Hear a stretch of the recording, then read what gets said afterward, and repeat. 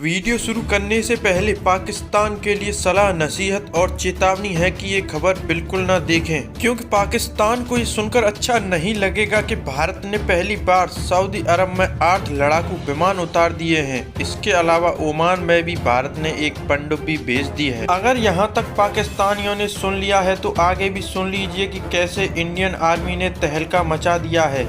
सबसे पहले बात करेंगे सऊदी अरब की, जो कभी पाकिस्तान का दोस्त हुआ करता था। भारतीय वायुसेना के विमान पहली बार सऊदी अरब की सरजमीं पर उतरे। भारतीय सेना के 8 विमान अचानक रॉयल सऊदी वायुसेना के एयर बेस पर पहुंचे हैं। इन विमानों को ब्रिटेन जाना था, लेकिन फ्रेंडली स्टॉप ओवर के रूप में ये विमान सऊदी अरब में रुक गई। फ्रेंडली स्टॉप ओवर का मतलब है कि ब्रिटेन की लंबी यात्रा से पहले इन विमानों में ईंधन भरा जा सके और इनकी अच्छे से मरम्मत भी की जा सके। आज से पहले सऊदी अरब के किसी भी एयर बेस पर इंडिया के विमान नहीं उतरे हैं। इस घटना को भारत और सऊदी अरब के संबंधों में ऐतिहासिक क्षण माना जा रहा है। वैसे तो डिफेंस के मामले में सऊदी अरब पाकिस्तान का करीबी रहा है, लेकिन यहाँ तो अचानक वक्त ही पलट गया, जज्बात ही पलट गए। बताया जा रहा है जिन भारतीय विमानों ने सऊदी अरब के एयर बेस पर लैंड किया है उनमें 5 मिराज 2000 लड़ाकू विमान हैं, 2 C-17 ट्रांसपोर्ट विमान और एक IEL-78। इन विमानों में 145 एयर वॉरियर्स भी शामिल थे। भारतीय वायुसेना की ये टीम रात भर सऊदी अरब के एयर बेस पर रुकी और उसके बाद सुबह रवाना हो गई।